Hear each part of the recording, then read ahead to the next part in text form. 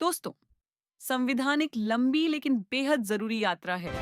हमने भाग 1 में इसकी शुरुआत की है और अब भाग 2 में आगे बढ़ रहे हैं। लेकिन अगर आपने भाग 1 नहीं देखा है, तो यह वीडियो Are देखने you से aware of पहले your उसे rights? देखना बहुत जरूरी Indian है, Constitution, ताकि आपको Part पूरी 2. जानकारी सही क्रम में समझ में आए। फिर इसके बाद आपका दिया हुआ भाग आ जाएगा। और हाँ दोस्तों, अगर आपने भाग 1 की वीडियो नहीं देखी है, तो पहले उसे जरूर देखिए। अनुच्छेद 5 संविधान लागू होने के समय नागरिकता। अनुच्छेद 5 कहता है कि संविधान लागू होने के समय भारत में कौन नागरिक माना जाएगा। इसका अर्थ है जो लोग भारत में जन्मे हैं या जो यहाँ स्थायी रूप से रह रहे हैं या जिन्होंने भारत में निवास करके यहाँ बसने का इरादा किया है, वे नागरिक माने जाएंगे। इससे यह तय हुआ कि संविधान लागू होते ही नागरिकता किसे मिलेगी और किसे नहीं। अनुच्छेद 6 पाकिस्तान से आए प्रवासियों की नागरिकता। अनुच्छेद 6 उन लोगों के लिए है जो विभाजन के समय पाकिस्तान से भारत आए, जो 19 जुलाई 1948 से पहले भारत में बस गए थे। उन्हें सीधे नागरिकता दी गई।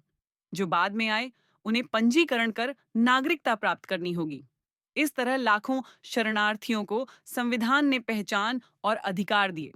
अनुच्छेद 7 पाकिस्तान गए और लौटे लोगों की नागरिकता। अनुच्छेद 7 उन लोगों के लिए है जो विभाजन के समय भारत छोड़कर पाकिस्तान चले गए थे, लेकिन बाद में भारत लौटे। उन्हें नागरिकता पाने के लिए विशेष अनुमति या प्रक्रिया अपनानी होगी। संविधान ने उन्हें भारत में लौटने और अपने अधिकारों का उपयोग करने का अवसर दिया।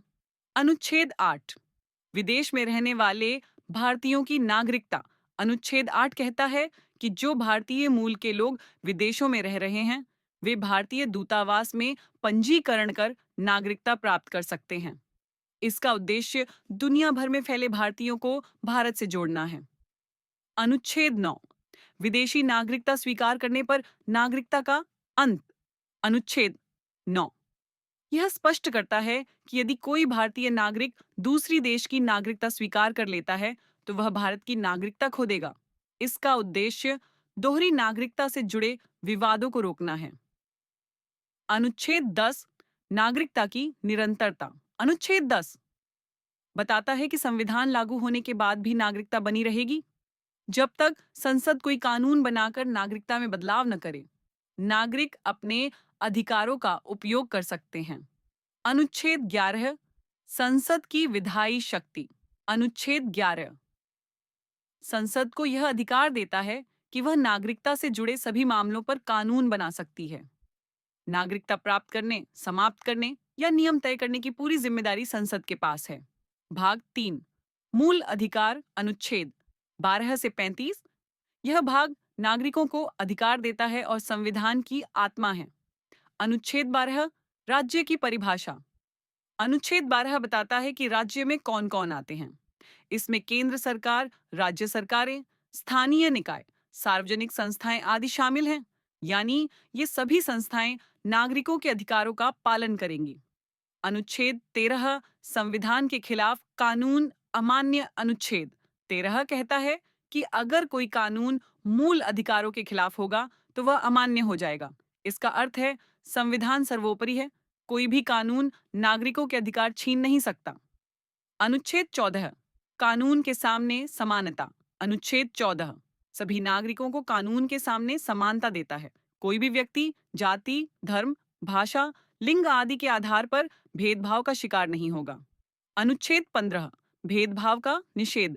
अनुच्छेद 15 कहता है कि राज्य धर्म, जाति, लिंग, जन्मस्थान आदि के आधार पर भेदभाव नहीं करेगा। ये सामाजिक न्याय की दिशा में संविधान का एक मजबूत कदम है। अनुच्छेद 16 सार्वजनिक नौकरियों में समान अवसर। अनुच्छेद 16 हर नागरिक को सरकारी नौकरियों में समान अवसर देता है। किसी की पहचान या सामाजिक स्थिति उसके अवसर में बाधा नहीं बनेगी। अनुच्छेद 17 अस्पृश्यता का अंत। अनुच्छेद 17 अस्पृश्यता को समाप्त करता है। ये संविधान का ऐतिहासिक प्रावधान है जो हर व्यक्ति को सम्मानपूर्वक जीवन जीने का अधिकार देता है। अनुच्छेद 18 उपाधियों का उन्मूलन। अनुच्छेद 18 कहता है कि भारत में कोई भी उपाधि या सम्मान नागरिकों में भेदभाव नहीं करेगा। केवल शैक्षणिक या सैन्य सम्मान ही मान्य होंगे। अनुच्छेद 19 स्वतंत्रता का अधिकार। अनुच्छेद 19 नागरिकों को कई स्वतंत्रताएं देता है। बोलने की आजादी, कहीं भी जाने की आजादी, अपने व्यवसाय करने की आजादी, संगठन बनाने की आजादी, विचार व्यक्त करने की आजादी। अनुच्छेद 20 अपराधों से सुरक्षा। अनुच्छेद 20 कहता है कि अपराधों के मामलों में नागरिकों को सुरक्षा दी जाएगी। किसी व्यक्ति को बिना सुनवाई सजा नहीं दी जा सकती। अनुच्छेद 22 जीवन और व्यक्तिगत स्वतंत्रता। अनुच्छेद 22 सबसे महत्वपूर्ण अधिकार है। हर नागरिक को जीवन और व्यक्तिगत स्वतंत्रता का अधिकार दिया गया है। इसमें गरिमापूर्ण जीवन जीने का अधिकार भी शामिल है। अनुच्छेद 22 गिरफ्तारी और हिरासत से सुरक्षा। अनुच्छेद 22 नागरिकों को गिरफ्तारी से सुरक्षा देता है। बिना उचित प्रक्रिया के किसी को हिरासत में नहीं लिया जा सकता। अनुच्छेद 23 शोषण के खिलाफ अधिकार। अनुच्छेद 23 कहता है कि जबरन मजदूरी और मानव तस्करी पर रोक होगी। कोई भी व्यक्ति अपने अधिकारों से मजबूर होकर वंचित नहीं होगा। अनुच्छेद 24 बाल श्रम पर रोक बच्चों को खतरनाक काम में लगाने से रोकता है। यह बच्चों के अधिकारों की रक्षा करता है। अनुच्छेद 25 धार्मिक स्वतंत्रता कहता है कि हर व्यक्ति अपनी आस्था के अनुसार पूजा कर सकता है, लेकिन सार्वजनिक व्यवस्था और नैतिकता का ध्यान रखना आवश्यक है। अनुच्छेद 26 धार्मिक संस्थानों की स्वतंत्रता। धार्मिक संस्थानों को अपने कार्य करने का अधिकार देता है। धार्मिक संस्थाएं अपने नियमों के तहत कार्य कर सकती हैं। अनुच्छेद 27 कर और धार्मिक स्वतंत्रता कहता है कि किसी व्यक्ति को किसी विशेष धर्म के प्रचार प्रसार के लिए कर देने के लिए मजबूर नहीं किया जा सकता। अनुच्छेद 28 धार्मिक शिक्षा का निषेध धार्मिक शिक्षा से संबंधित नियम बताता है। सरकारी शिक्षण संस्थानों में धार्मिक शिक्षा अनिवार्य नहीं होगी। अनुच्छेद 29 भाषा, लिपि और संस्कृति का संरक्षण। अल्पसंख्यकों को अपनी भाषा, लिपि और संस्कृति की रक्षा का अधिकार देता है। अनुच्छेद 30 शैक्षणिक संस्थानों की स्थापना। अल्पसंख्यकों को अपने शैक्षणिक संस्थान खोलने और चलाने का अधिकार देता है। अनुच्छेद 31 संपत्ति का अधिकार। पुराना प्रावधान, ऐतिहासिक संदर्भ। हालांकि अब संपत्ति का अधिकार मौलिक अधिकार नहीं है, फिर भी संविधान के इतिहास में इसका उल्लेख था कि नागरिक अपनी संपत्ति के अधिकार का उपयोग कर सकते थे। अनुच्छेद 32 संवैधानिक उपचार का अधिकार। अनुच्छेद 32 संविधान का सबसे महत्वपूर्ण हिस्सा है। यदि आपके अधिकारों का उल्लंघन होता है तो आप सीधे सर्वोच्च न्यायालय में न्याय मांग सकते हैं।